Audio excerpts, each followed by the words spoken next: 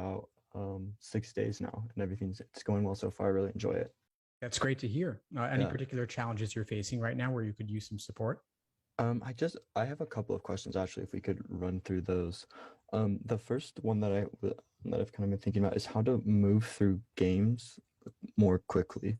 If there's any tips or any things that you have like that can help me maybe move through games, because I feel like I'm getting answers right, but I'm just getting it at too slow of a pace in order to get through to that fourth game.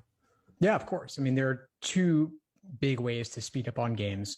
Mm-hmm. One is to make more inferences up front. Mm-hmm. The other is to maximize your reuse of previous work. So any valid hypothetical scenarios you've drawn over the course of the game, as well as the initial orientation question's correct answer, all of that can help to serve you for future questions in the game, especially those more general global questions. Okay. And I guess kind of along with that is I've noticed that in some of the games, if you can make 2 to 3 diagrams, you've solved the whole game, and then you can get through those 4 or 5 questions extremely fast. So I was wondering if there's any clues or anything in order to see, okay, this is potentially going to be a game where there's going to be 2 to 3 diagrams, and then that can help me answer the rest of the questions. Yeah, there is. So in particular, if you see a particularly influential variable, Okay. the different placements of that variable, if it's limited to only a couple of slots, you just make let's say three different diagrams where you place that variable in each of slots 1, 4, and 7, let's say. So diagram A has it on 1, diagram 2 has it on 4, diagram 3 has it on 7, and then you see what falls into place around that variable based on its different position. Okay. So it's just, I mean, it kind of seems like it's just the more that you do them, and then if you realize that there's a clue that's going to be really limiting or something for the rest of the game, then maybe from there you kind of start to see, okay, maybe there's going to be 2 to 3 diagrams, something that I can make based off of this one clue that's going to limit everything else. Exactly. And it becomes especially powerful when that particular variable's placement helps to determine what else can happen. So if, let's say, if variable A is on slot 1, and then you have a rule when A is on 1, B is on 2. Okay. That can kick off a chain reaction.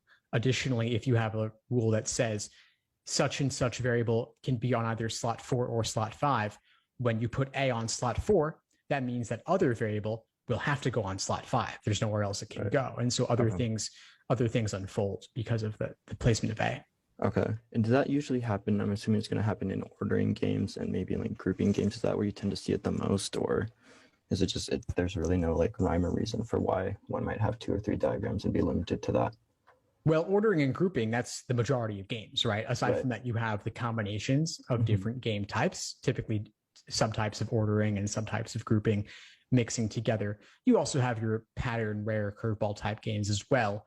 Right. But I've been speaking, the example I gave, of course, is an ordering example. I could easily see this coming up in a matching game as well. Okay. And elements of it can happen in other game types too, but it's going to be less clear cut. Okay, great. Thank you. And then I guess one other thing. So I've done the Princeton review course or something before this. And so right now I've been doing like the 1 month, kind of like outline for studying. I was wondering if that's what you would follow, or if there's something that you would maybe, if you'd like jump around to certain different topics, or just continue to follow the 1 month study guide, because that's what I've been doing. And it's been working thus far. I just didn't know if you had any other suggestions for it. Sure. Well, what's your target test date? Well, I'm going to take the August one, and then I will also might take it in October. Okay. Well, you've got, how August one goes. So Sure. I think that's a good decision, by the way. I mean, August and October, you take both, you can still apply fairly early in the cycle. Right. So it's a good idea. Regarding the study plan, I mean, speaking now, between now and August, we're at the end of June here, you've got roughly 7 weeks. Right. Between now and the August LSAT. So you have more than a month remaining. You could do the 2-month program instead, especially considering the prep you've done up to this point. It's possible actually that given your prior prep, maybe the 3-month program would be better for you, and you can pick and choose 7 weeks out of that 12-week program that best fits what you want to work on. So you've asked me about logic games. Maybe logic games are an area that you want to do some additional practice. You can follow the logic games portion of the study plan. Okay. Yeah, because I'm looking at the schedule, and I'm thinking at least I'll probably do it for 2 months, because I mean, I have 7 weeks, so I'll be studying for it until August, and then depending on how that August LSAT goes, because that'll also be my first time taking it. Like the actual version, obviously I've taken a lot of practice tests before, and then just seeing how that goes. Is that something, because I've heard that law schools, sometimes they'll look at all of your LSAT scores. Is that just depending on what law school you're applying to? Well, the law schools see all of your valid scores on record. So they're going to see, if you take both August and October, they're going to see both of those scores, assuming that you don't cancel. And I don't recommend canceling, by the way, except in very rare situations. But August and October, they'll see both of those results if you take both, but they only consider the highest score. So I love the idea of taking both August and October because you still apply early in the cycle. You have 2 at-bats. Let's say October goes better. Fantastic. The October score is the one they're going to consider.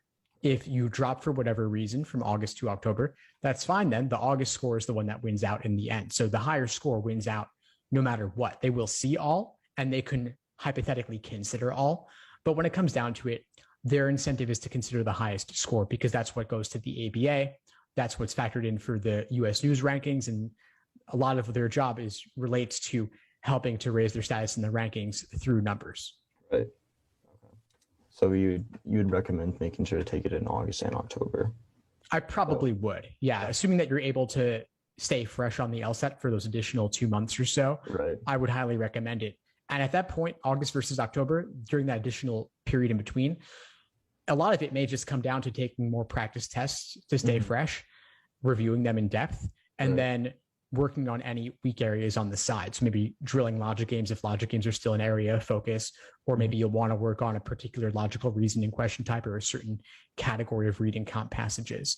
You can do even just 1 practice test a week, plus reviewing it, plus targeting a weak area. It could be as little as, let's say, 10 hours a week during that additional period. Okay. I guess, and as far as right now, where I'm not currently in school, and I guess this is taking up most of my time, is there an amount of practice tests that you would be saying that I should be taking weekly in order to prepare for the LSAT? I would say at least 1 a week at this point. Right. You could do 2 a week as well if you have the time to take them and also review them in depth. I would also just point out, since the August LSAT is the first 4-section LSAT being administered, you want to make sure you're taking 4-section practice tests, not 3 like it was for the flex, not 5 like it was before that. You can do a little bit of 5-section exams just to really push the endurance a little bit, but make sure that you're simulating test day as realistically as possible. But 1 or 2 a week is plenty. Just make sure that you're taking the time to review them, and review, as you know, takes a long time done properly.